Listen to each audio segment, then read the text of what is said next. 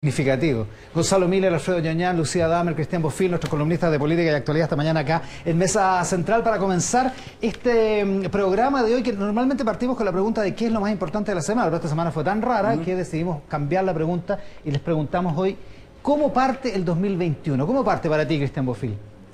Bueno, para mí el 2021 parte con mucha incertidumbre y mucha esperanza. Parto por la esperanza de que se solucionen los dos problemas que nos han tenido complicados en los últimos año y medio, que es la crisis de octubre, que se supone que con la Asamblea Constituyente, Convención Constituyente, eso podría empezar a solucionarse. Ahora hay una incertidumbre bastante grande. Yo personalmente no soy muy optimista de que esa mezcla de una convención constituyente con 6 elecciones resulta virtuosa. Resulta muy virtuosa, incluso porque, como dice Patricio Navi, esto se van a mezclar las dos cosas. Al final, cuando hay 6 elecciones, las elecciones son por definición de corto plazo, por definición se hacen muchas promesas, por definición esas promesas, muchas de ellas son bastante poco reales.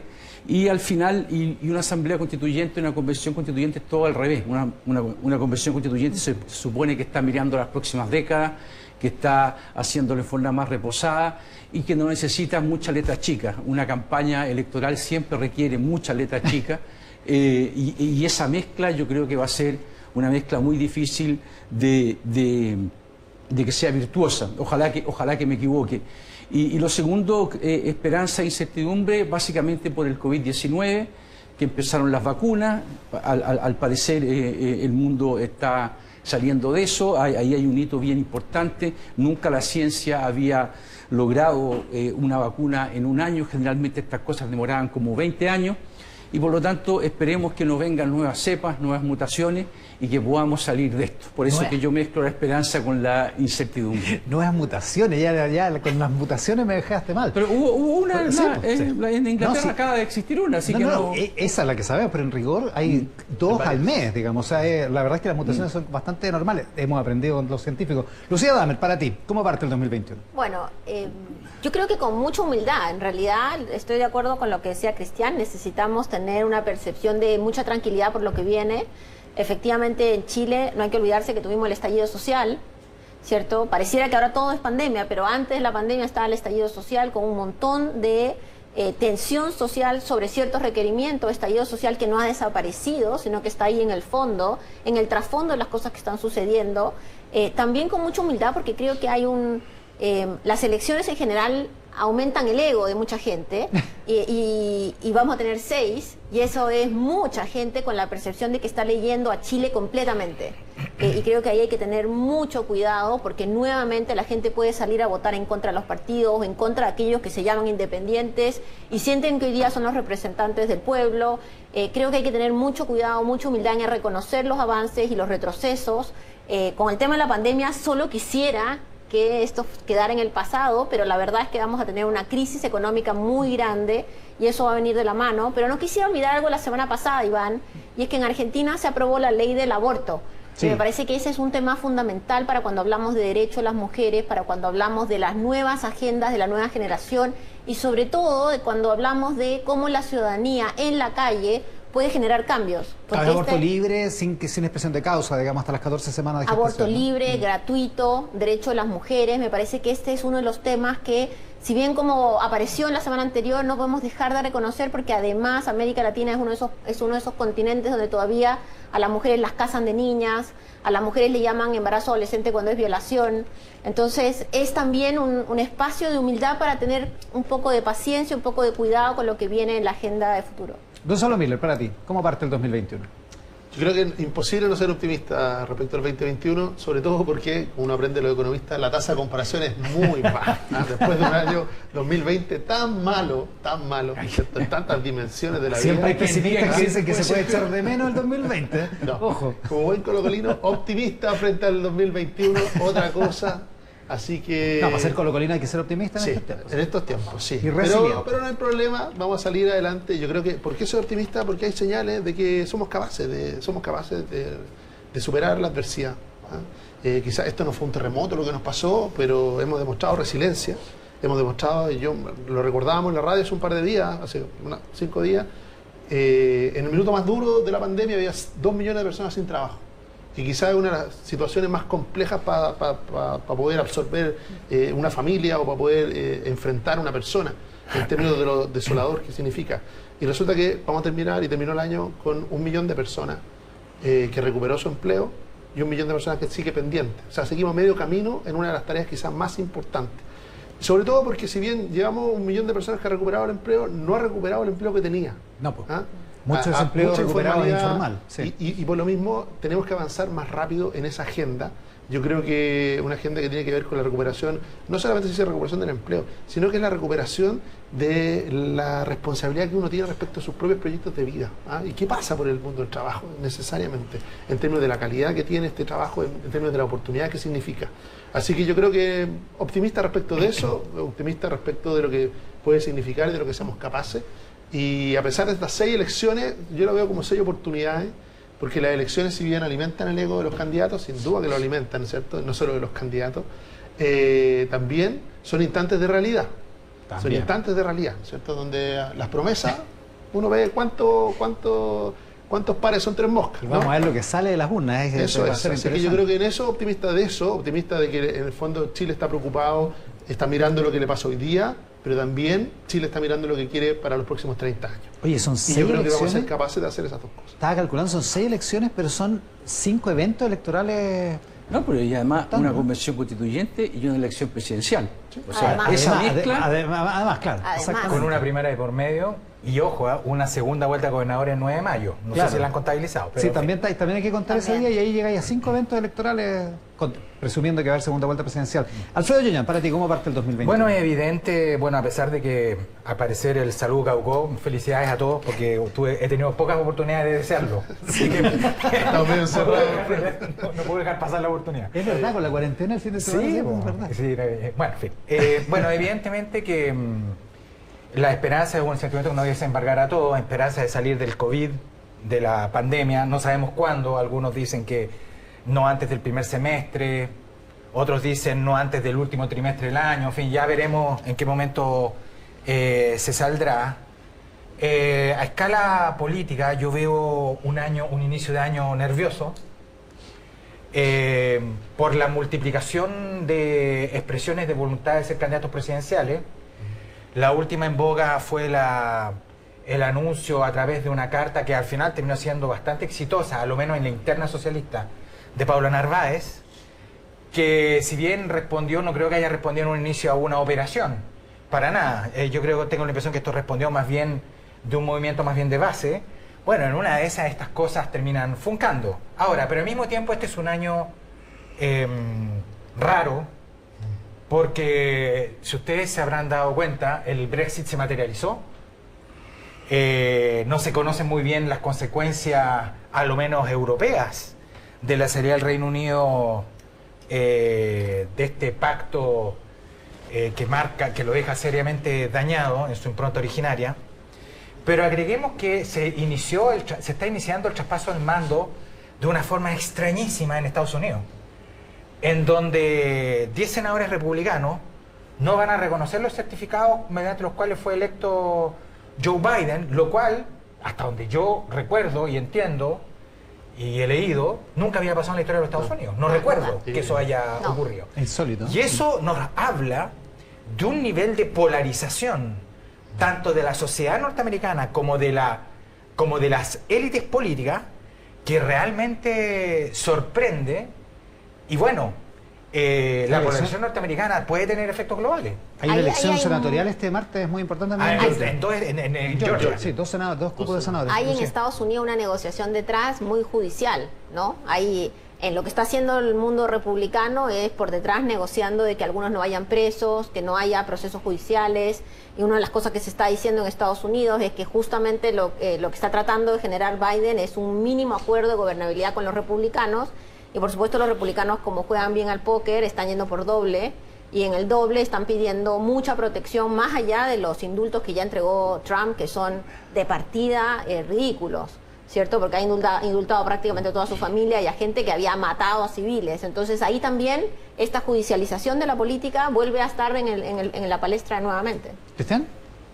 Sí, ahora a mí me gustaría hablar respecto también del 2021, de un tema pendiente que tenemos desde hace mucho rato y que el estallido social o la crisis de octubre, como ustedes quieran mencionarla, iluminó. Yo personalmente creo que de la tonelada de libros que se escribieron sobre la crisis de octubre, el libro que a mí por lo menos más me llegó fue el libro Siete Cabezas de Iván Poduje, donde él, al contrario que construir teoría política sobre el tema, él recorre Santiago y muestra lo que está pasando en los barrios marginales y que hay 800.000 personas que viven bajo el imperio de la ley de los narcos en Santiago, sin hablar de Antofagasta, sin hablar de otras ciudades. Es una cosa que el Estado nunca se ha hecho cargo, ningún partido político le ha puesto prioridad. Y yo quiero recomendar un par de entrevistas, en realidad, que hablan mucho de eso y que yo creo que debería estar prioritario en la agenda del 2021. Una entrevista del exalcalde de Medellín, Sergio Fajardo, donde él muestra Medellín, que era el símbolo de la ciudad dominada por la droga de Pablo Escobar. En los últimos 30 años, hoy día se ha convertido en un símbolo al revés, una ciudad modelo.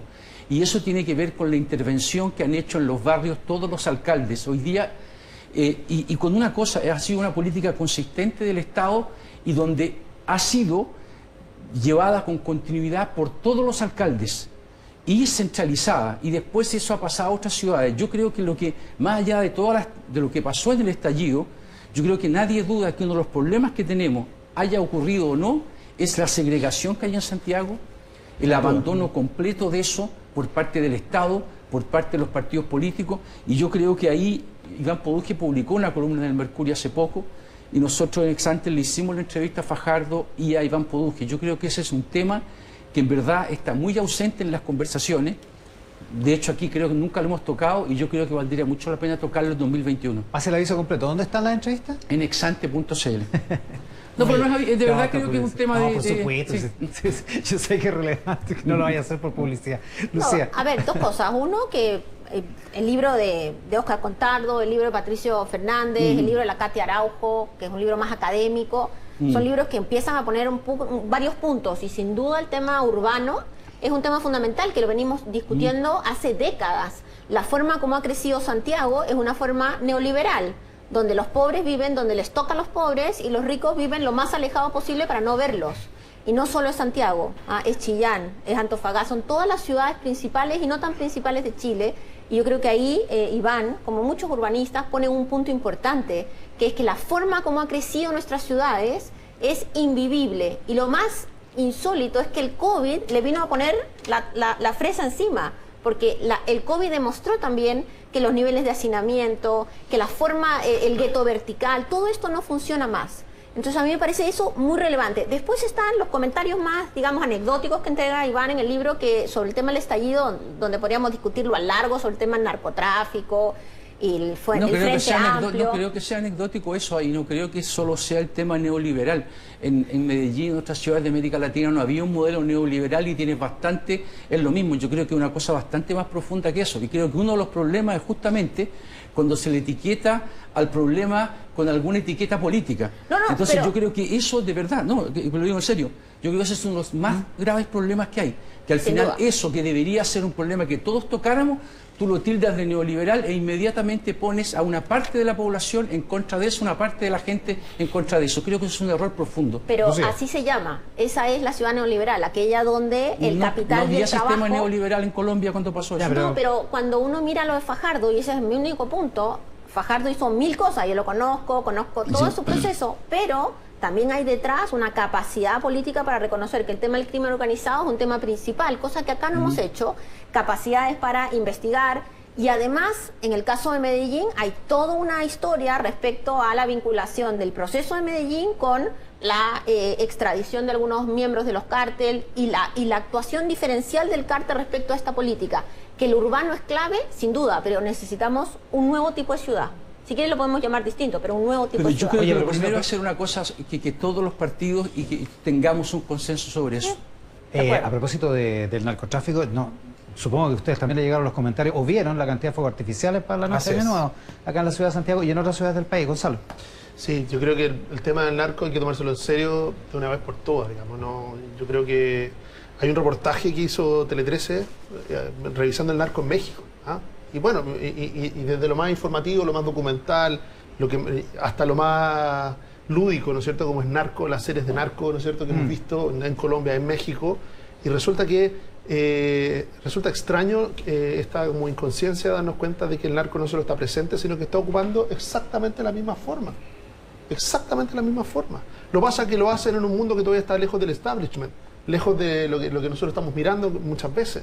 Pero cuando uno mira, pequeño ejemplo, narcos que graban videos musicales como que fueran de MTV y lo hacen para legitimarse en términos de caminos de éxito. Sí, ¿Ah? Y esos videos empiezan a generar una cultura y una red. Y quizá el efecto de los fuegos artificiales tiene que ver primero con esa sensación de aquí estoy yo, este es mi territorio. No, ¿sabes que eso nació en Medellín? Y era que cuando ellos hacían un embarque, llegaba a Estados Unidos y llamaban y decían, oye, llegó y llegamos bien, ahí los tipos tiraban fuego artificial. Fuego artificial para celebrar que llegó el cargamento. Eso en el área comercial del narco tiene toda la razón, Cristian. Pero en el área de la cultura social, cuando tú vives en un barrio, donde se tiran esos fuegos, lo que tú sabes es quién está en control de ese barrio. ¿Ah? Y que por lo tanto, lo que tú sabes es que, claro, que si no hay ninguna sanción, alguien recorre un acto de ilegalidad, alguien puede decirle una manifestación menor, como tirar fuegos artificiales, lo que representa es el control territorial de esa zona. Está lleno, yo lo invito a dar una mirada en TikTok, que es una red social, está lleno de videos, lleno de estos videos, de quiénes eran personas armadas tirando los fuegos artificiales y marcando territorio. La noche de Año Nuevo, además. Entonces, eso yo creo que vale la pena que nos tomemos en serio, y para eso hay una agenda completa de seguridad. Y yo no voy a decir que aquí no lo voy a llevar al plano del gobierno oposición y decir si está trancada en el gobierno, está trancada en la oposición, porque una de las leyes principales, que es la ley de control de armas, está desde el 2007.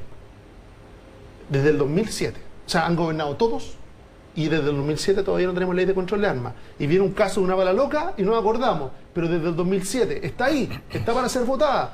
Presidenta del Senado, acuérdese, desde el 2007 depende solo de usted que se vote en sala. Alfredo Ñaño.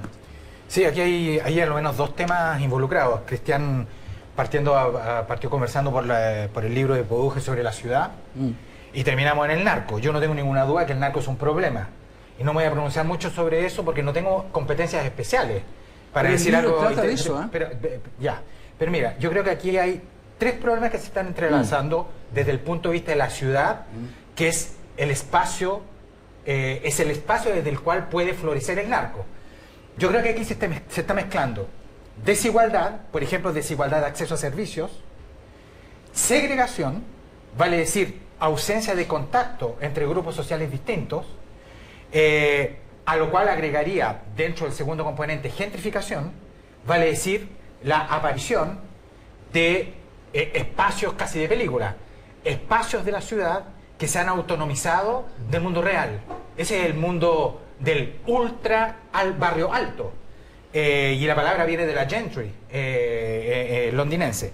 Y finalmente, una débil penetración del Estado. ¿Qué quiero decir con esto? Cuando se combinan estos tres ingredientes, tú tienes un problema. En COES esto lo tenemos hace años rastreado.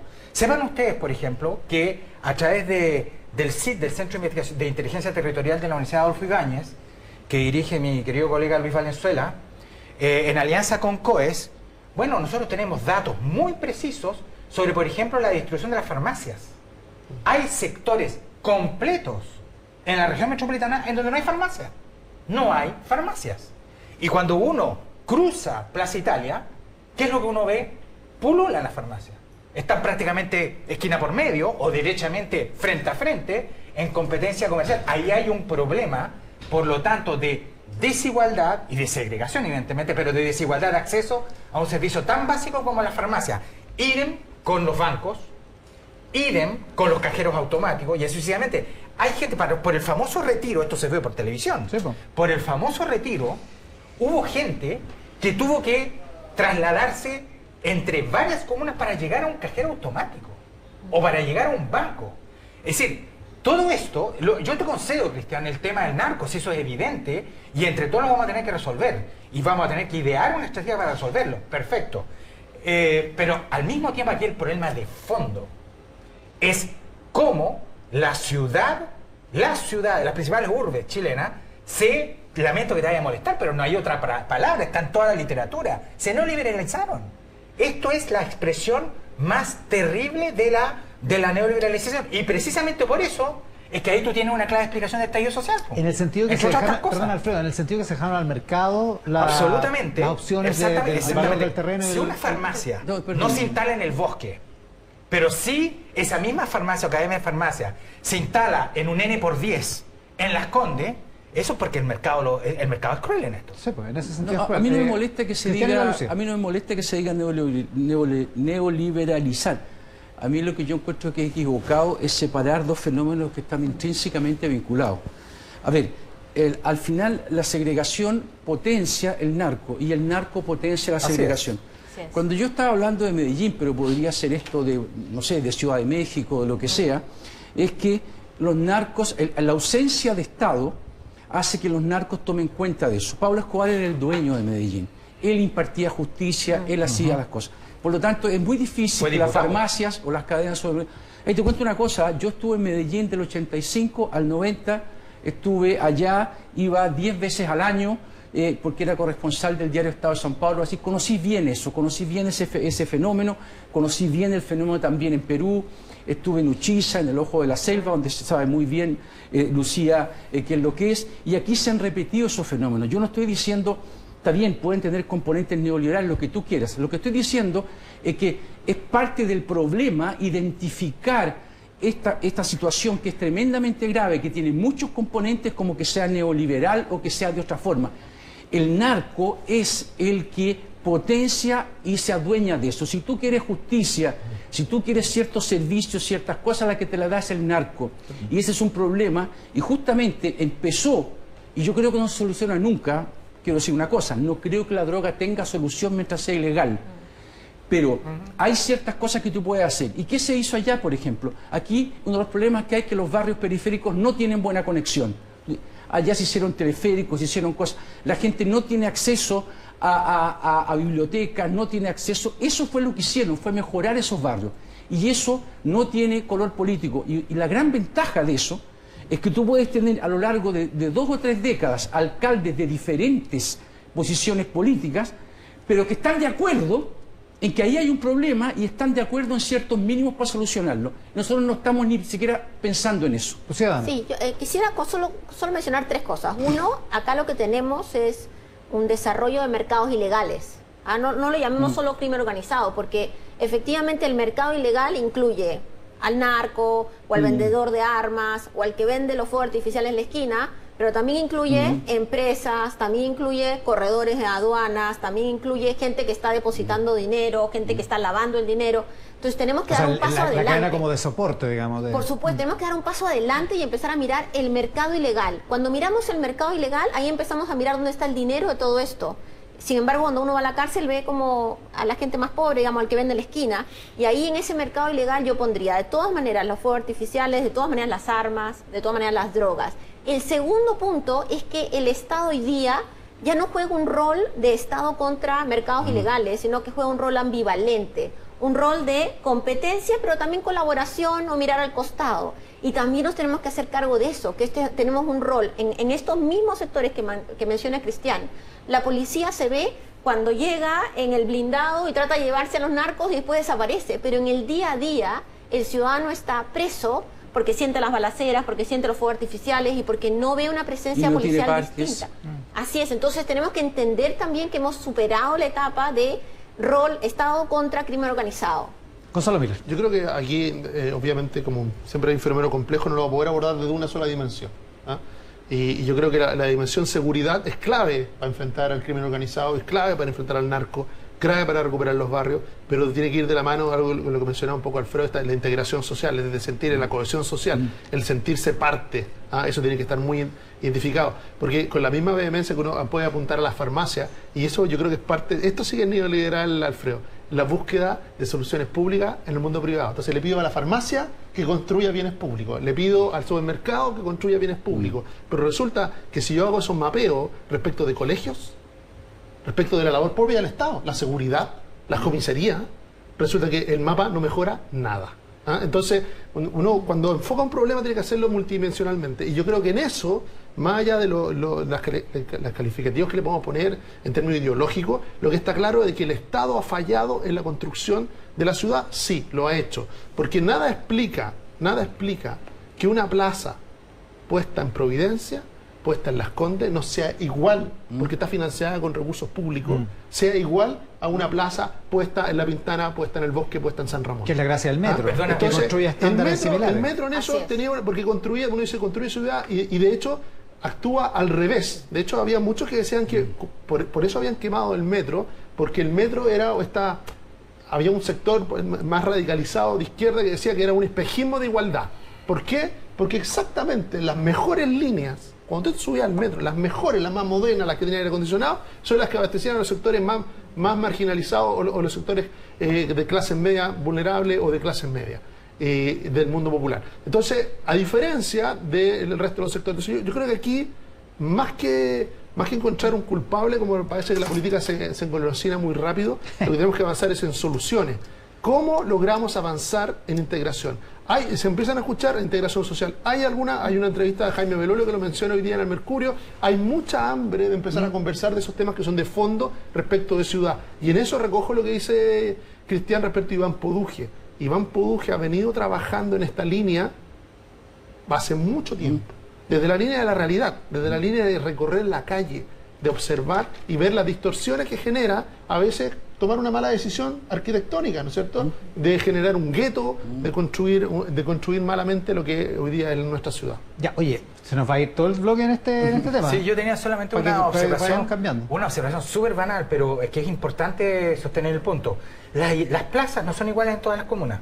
El otro día yo escuchaba a la alcaldesa Leitao, el tipo de plaza que predomina en los sectores populares no son plazas con áreas verdes. Así es. Son plazas con piedrecilla. ¿Por qué? Son más caros de mantener, ¿no? Es porque no tienen recursos para mantenerlo, el agua. Por lo tanto, no digamos que la plaza de La Pintana, de Los Espejos, es lo mismo que la plaza de Las Condes. Gonzalo decía que no. Lo que decía es que tendría que ser igual. Alfredo, lo que dije fue que nada explica que sean distintas. Porque ambas son financiadas por recursos públicos. ¿La diferencia es el acceso al agua? Nada explica. Pero la diferencia es el acceso al agua. Es que no tenemos pero es una programas de decisión. igualdad urbana. No tenemos programas de igualdad urbana. Lo que tenemos son programas de autodesarrollo. Por eso yo estoy de acuerdo, por ejemplo, y va a venir ahora el alcalde Jadwe, estoy de acuerdo con las boticas populares o las farmacias populares, porque ahí donde el Estado tiene que entrar a generar recursos para que la ciudadanía tenga acceso, hay que hacerlo. Y una de las cosas que hizo el mismo alcalde Lavín cuando dijo voy a hacer vivienda social en Las Condes, reconociendo este problema de la ciudad, no fueron pocos los que salieron al lado a decir que eso era una locura, que la integración era mala. Creo que es bueno reconocer que la integración es pésima y que uno de los principales problemas del narco es que auspicia, y de los fuegos artificiales, es que auspicia la corrupción y auspicia la violencia. Y el fútbol, de Parra. Oye, pero Lucía, recuerda el argumento de quienes se oponían al proyecto de vivienda social de Lavín. Es porque bajaba el precio de sus viviendas. Así de brutal. Me dicen que eso no es un sistema económico. En el mercado vecino. Oye, pero cambiemos de tema. Vamos cambiando de tema. Porque no se nos vaya todo el bloque en esto. El problema es que con una convención constitucional y con las 5 o 6 elecciones que tenemos por delante, yo no sé si el mundo político está preparado para hacerse cargo de desafíos como este o de la reforma a las pensiones, por ejemplo. Que son cosas que se vienen yo, la verdad, no por trivializarlo, pero yo veo lo más chileno que hay esto. No haber hecho la pega en 30 años y tratar de hacerla en un año. Todo junto, todo al final y todo empleado a la obra. Yo creo que sí, al revés, creo que nosotros tenemos una gran capacidad de concentrarnos en periodos cortos en un esfuerzo. Y yo creo que en este año podemos hacer eso. Por eso yo creo que hay que apostar porque la convención constitucional va a ser exitosa. Apostar a eso. ¿Y qué significa apostar a que sea exitosa? No es solo mirarla con benevolencia, ¿no? Sino que trabajar para eso. Y hay muchos que están trabajando para eso, están preparando sus propuestas, están alentándolo y también empieza viene Felipe Arboe más tarde, pero empieza a instalarse esta necesidad de escuchar al otro, de saber que nos vamos a tener que conversar, de saber de que podemos pensar distinto y el problema no está en pensar distinto mientras el respeto que nos tengamos sea el mismo. ¿Ah? No tenemos que pensar igual para que no haya problema. Lo que tenemos que hacer es que nos tenemos que respetar, a pesar de que pensemos distinto. Yo creo que este año va a ser intensísimo, no solo en eventos electorales, sino que también en discusión política y en la intensidad de esa discusión, quizás mucho más de lo que hemos tenido en los últimos 30 años. Cristian Bofill. No hay duda que la mejor actitud es ser optimista. Eso yo no lo voy a negar, pero sí creo que la convención constituyente obviamente es lo más importante que va a pasar el próximo año, más importante incluso que la elección presidencial. Hay que recordar que ese presidente va a tener un problema, que va a ser electo bajo la Constitución del 80 y a los pocos meses él va a haber otra Constitución que nadie sabe exactamente, que puede cambiar completamente las reglas del juego. Hay quien esté hablando incluso de parlamentarismo, en fin. Yo lo que considero difícil es conciliar una meta política a largo plazo, como es una constitución donde tú estás pensando para las próximas décadas, con tantos episodios de cortísimo plazo que tiende además a polarizar mucho el país.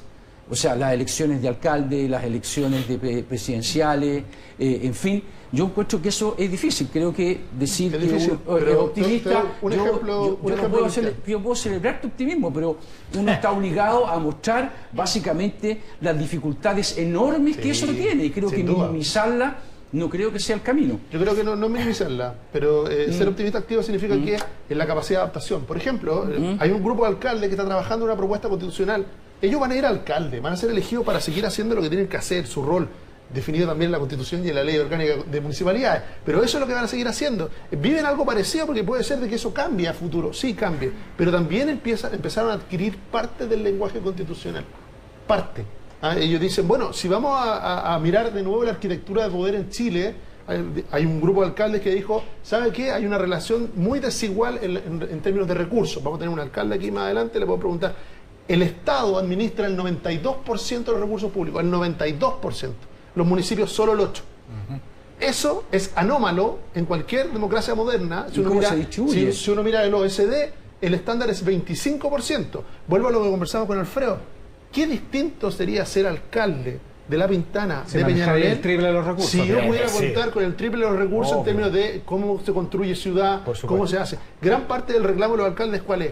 Que cada vez que le dan una función, no le dan nunca los recursos acordes para poder cumplir. Lucía Damer. Sí, yo también tengo una enorme expectativa por la convención. La verdad es que bastante menos por el debate político, más bien electoral, porque hemos visto en los últimos 30 años que cada vez que hay un debate político se abre la temporada de creatividad. Entonces, en la temporada de creatividad podemos terminar efectivamente con cualquier propuesta. Propuestas del estilo pena de muerte a los violadores si es que haya una violación, y de ahí suma y sigue. Otro de los problemas que tenemos es que no hay claridad sobre algunas responsabilidades. Cuando estamos frente a la elección de gobernador, ¿cierto? Regional. Que es absurdo, porque no tiene ¿qué es lo que va a proponer? Entonces empieza a proponer lo que propone el alcalde. Entonces el alcalde empieza a proponer lo que propone el diputado. Y eso puede generar no solamente una ansiedad, digamos, ciudadana y una molestia por parte de aquellos que leemos los diarios, que cada vez somos menos, pero efectivamente puede seguir socavando la frustración ciudadana.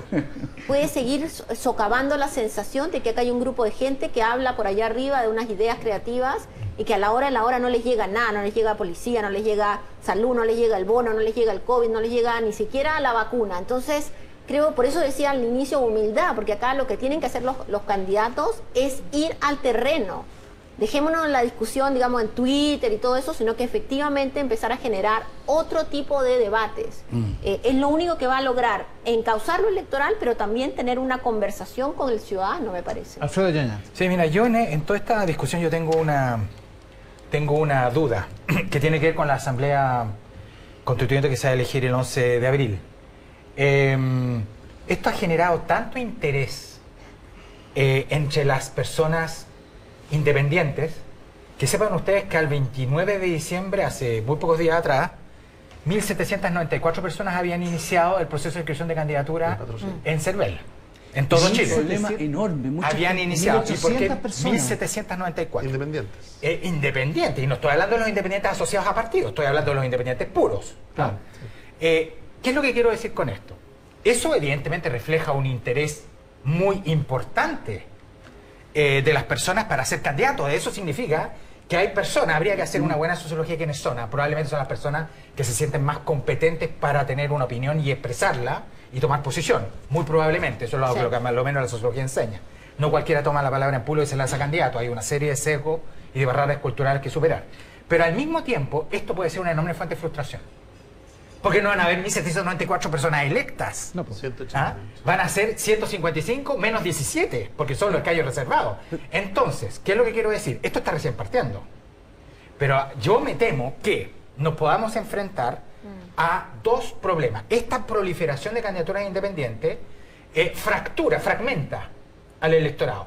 Y en primer lugar, fragmenta a los propios independientes. Sí. En primer lugar.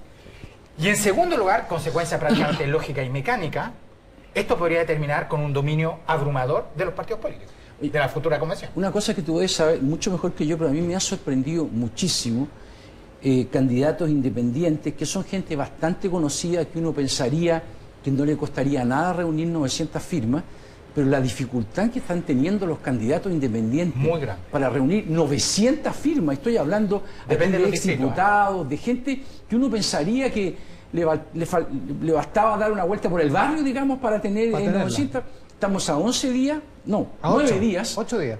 8 días de la inscripción, y yo creo que de esos 1.700 que tú estás diciendo... El 29 de diciembre. Van a quedar mucho menos. Pero no, de esos 1.700, no sé si el 10% va a lograr conseguir 900 firmas. Y eso es bien importante. Ahí hay una contradicción bastante grande entre las expectativas, entre lo que la gente, digamos, habla de la Convención Constituyente, entre su importancia real, porque es lo más importante que va a pasar el próximo año, y la dificultad que hay. A mí no me extrañaría, lo repito, que de esos 1.700 que tú mencionas, el 10%, con suerte, llegará a las 900 firmas. Es que también yo de hecho he patrocinado, así que conozco el proceso. El proceso es un proceso difícil, hay que tener clave única, hay que tener internet, hay que tener el tiempo para tener un correo electrónico. Además, partió bastante tarde. Yo creo que los independientes la tienen muy difícil. El proceso, es verdad, yo también pensaba, si tiene 100.000 seguidores, ¿cómo van a tener 900 firmas? Pero también está el espejismo, que los seguidores son firmas, ¿cierto? Yo creo que hay unos espejismos muy grandes ahí. Lo que a mí me parece que tenemos que poner mucho ojo es en esto de la pospolítica. Tenemos que tener mucho ojo en empezar a decir que la Convención Constituyente no lo hacen los políticos. Tenemos que tener ojo en decir que nosotros no estamos haciendo política. La política es el arte de discutir los temas que quiere el país. Y ahí que tenemos que tener mucho cuidado en vilipendiar a los partidos políticos. Si verdaderamente queremos una mejor democracia, necesitamos mejores partidos. Que es un discurso que se instaló, Que es un discurso que se ha instalado. Sí. Yo espero que los independientes lleguen a fortalecer, digamos, la democracia, y ojalá pasen muchos, pero que pasen también con un programa. Porque yo creo que también uno de los problemas que hay es que hay gente que puede ser conocida, pero para votar por alguien uno quiere que tenga un programa de país. Y ahí va a estar el poder. Oye, pero un detalle en eso, porque a veces no miremos el tema de los independientes como... Pongámoslo en perspectiva. Chile es un país que tiene muy poca presencia de independientes en política, muy poca, en el cargo electivos. Salvo en alcaldes, diría yo. Salvo en alcaldes, y en general cuando uno mira a esos independientes son ex militantes de partido, pero hay muy pocos independientes. Lo que vamos a ver en la Convención Constitucional, y me quedo con el fenómeno de lo que dice Alfredo, es de que hay un gran interés. O sea, 1.800 personas que estén pidiendo firmas. Eso significa que ya salimos y escapamos de la gente conocida de la tele, de la gente que... No, estamos hablando de que esto es un fenómeno que está ocurriendo en todos los lugares, en todas partes, a todo nivel. Y si un porcentaje de ellos, yo creo que sí va a llegar a la Convención Constituyente, sí va a ser elegido y va a generar una diferencia. ¿Por qué? Porque el independiente quizá va a tener mayor libertad para poder acordar con otros. No va a estar tan capturado por la lógica de los partidos. Tiene mayor libertad para opinar y lo va a hacer. Entonces, no nos quedemos que va a llegar una pequeña cantidad de independientes a la Convención, sí, pero esa pequeña cantidad va a ser muy superior a lo que históricamente hemos tenido como presencia independiente. Entonces, valorémoslo en esa dimensión, valorémoslo como algo positivo de incorporación, más allá, y que allá lo que es verdad, las elecciones son instantes de realidad. Y por eso, alguien puede tener 100.000 seguidores en Twitter, pero si no junta las 800 firmas para poder ser candidato, ya tiene una primera choque con la realidad. Puede decirle, ¿sabe qué? no es tan fácil. No era tan fácil. Alfredo, para que Oye, pero vamos además, cerrando. esto es tan contradictorio lo que estamos presenciando porque hay un deseo colectivo de los independientes en ser candidatos y en acceder a la convención, pero al mismo tiempo hay inercias de la sociedad que hacen difícil todo este tipo de cosas. Y ustedes habrán reparado, por ejemplo, en una encuesta que se lo ha publicado hoy día en La Tercera, de la UDP con feedback, en donde se ofrece un retrato hablado de los convencionales o de los constituyentes desde la perspectiva de los 18 a 24 años. Sí. Bueno, fíjense las contradicciones, es decir, para los 18 a 24 años, los convencionales debiesen ser expertos en temas constitucionales, lo cual ya nos reduce el abanico de independientes o no a un grupo extremadamente selecto. Eso es pura élite. Por lo tanto, si eso es lo que se quiere, partamos de la base que eso es élite. En segundo lugar, deben ser independientes de los partidos políticos, que es precisamente probablemente lo que no va a ocurrir. Deben representar las ideas en tasas del 70% más. Las ideas y los ideales de las minorías sexuales. Pero ¿qué es lo que no deben? Ideal. Exacto. Pero claro. ¿Qué es lo que no deben ser? Y esto es insólito. Es decir, bueno, en fin. No deben ser rostros conocidos del mundo de la cultura. Y esto es un palo para el mundo del Frente Amplio y del Partido Comunista. Y tampoco, porque viene con muy bajas tasas de ranqueo, tampoco debe ser dirigente de organización social. Ya, pero mira, eso es un... ¿Te das cuenta? Pero si tú sumas los distintos atributos, es un enredo. Yo sé que no quieren hablar, pero estamos cerrando, lamentablemente. Cristian Bofill, Lucía Damer, Gonzalo Miller, Alfredo Joañán, les agradezco muchísimo que hayan compartido este primer domingo del año acá en Mesa Central. Muchas gracias a los cuatro.